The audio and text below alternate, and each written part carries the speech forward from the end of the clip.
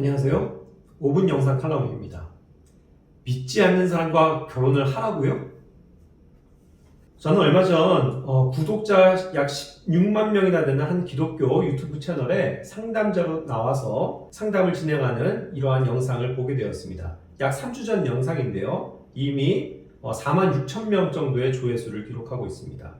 여기에 상담을 하는 목사는 한국의 굉장히 저명한 그러한 목사 중에 한 분이고요. 영향력이 꽤 큰 분입니다. 그분은 믿지 않는 가운데서 결혼을 했다가 그 믿는 아내분의 그러한 기도와 눈물로 인해서 약 50대 후반에서야 예수님을 믿고 구원을 받고 목회자가 된 분입니다.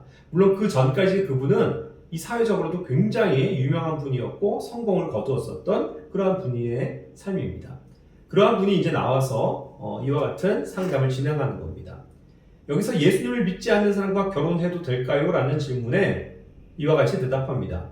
자기는 안 믿는 사람인데 믿는 아내가 자기와 결혼을 해줬다. 그러면서 믿고 안 믿고를 보지 말라. 교회 다니면서 진짜 이상한 사람을 많이 봤다. 차라리 그 인격을 봐라.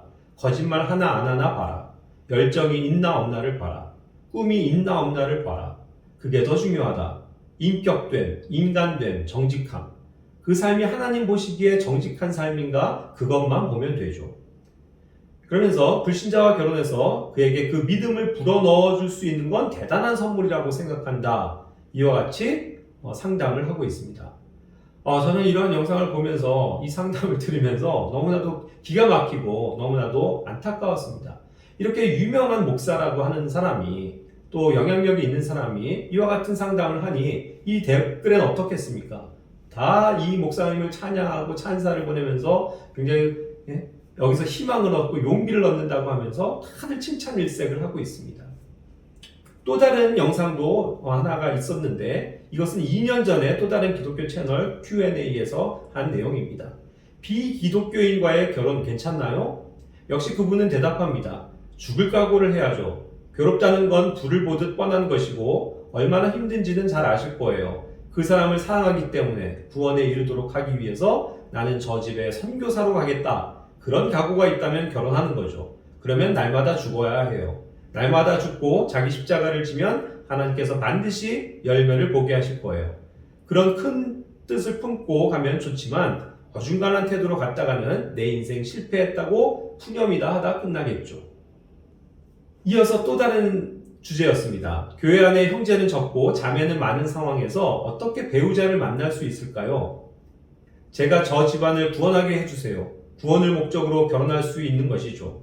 교회 안에 갇혀 우물 안의 개구리처럼 넓은 세상도 모르고 경쟁력도 없고 차라리 이 세상에 보면 정직하고 열정도 있고 꿈도 있고 차라리 그런 사람들에게 다가가서 하나씩 전도해야 되는 게 아닐까요? 그래서 그 사람을 크리스찬으로 만드는 게 얼마나 하나님이 기뻐하실지 생각해 보세요. 그것이 여러분들이 배우자를 만나기 위해서 투자해야 할 것이라고 생각합니다. 네, 한숨밖에 안 나옵니다. 저는 그래서 이러한 말씀이 생각났습니다. 잘못된 조언, 상담으로 사람들을 파멸로 이끌었던 어떤 사람들. 역대하 22장 3절부터 5절까지에 보면 아하시아가 그 악한 조언자들로 인해서 그것을 따라감으로 말미암아 이스라엘의 파멸이 이르게 되었다는 그런 사실입니다. 정말 이 상담은 정직해야만 합니다. 인격, 인간됨, 정직함을 보라고요? 그것이 과연 성경적입니까? 인간의 상태에 대해서 하나님께서는 이와 같이 말씀하십니다. 이사야서 64장 6절에서는 우리가 다 부정한 물건 같고 우리의 의라고 하는 것도 더러운 누더기 같다고 말씀하지 않습니까? 시편 39편 5절에서도 또 우리가 아무리 제 아무리 좋은 상태에 있다 한들 그것이 다 헛될 뿐이라고 말씀하고 있습니다. 시편 116편 11절에서도 모든 사람은 거짓말쟁이라고 말하고 있지 않습니까? 신약 성경에서도 로마서 3장 4절에서는 하나님은 참되시지만 모든 사람은 다 거짓말쟁이라고 말씀하고 있습니다. 그것이 왜 그렇습니까?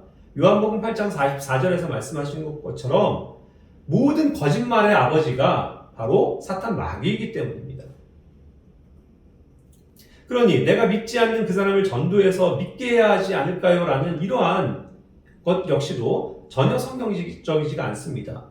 고린도전서 7장의 내용은 믿지 않는 사람과 결혼을 해서 그를 구원하게 하는 그런 내용을 담고 있는 것이 아닙니다. 어떠한 사람이, 어떠한 가정이 예수님을 믿지 않다가 한 배우자가 먼저 예수님을 믿었을 때 그 아직 믿지 않는 그 배우자에 대해서 기다려야 되고 기도해줘야 되는 그것을 얘기하는 것이지 결코 그 믿지 않는 사람과 결혼하는 것을 근거하는 그런 내용들이 아닌 것입니다.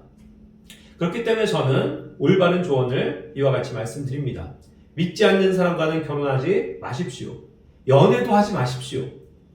고린도서 6장 14절에서는 말씀합니다. 믿지 않는 자들과 더불어 공평하지 않은 멍에를 같이 매지 말라고요. 의가 불의와 어떻게 사귐을 갖겠습니까? 빛이 어떻게 어둠과 친교를 나눌 수 있겠습니까? 믿는 자가 믿지 않는 자와 무슨 몫을 나눌 수 있다는 말입니까? 17절에서도 그들 가운데서 오히려 나와서 불리하고 부정한 것을 만지지 말라는 것이 하나님의 뜻입니다. 요한일서 2장 15절에서도 세상이나 세상에 있는, 세상 속에 있는 어떠한 것도 우리는 사랑하지 말라고 주님께서는 말씀하고 있습니다. 고린도전서 15장 33절에서도 속지 말라, 악한 사귐은 선한 습성을 부패시킨다라고 경고하고 있고, 야고보서 4장 4절 말씀도 세상과 친구되는 것이 하나님과 원수되는 것임을 알지 못하느냐라고 묻고 계십니다. 우리는 결코 믿지 않는 사람과 결혼해서 그를 구원할 수 있다는 말들에 현혹돼서는 안 됩니다. 하나님의 말씀으로 분별해야 하고 하나님의 말씀대로 순종하는 것이 올바른 상담이 되어야 합니다.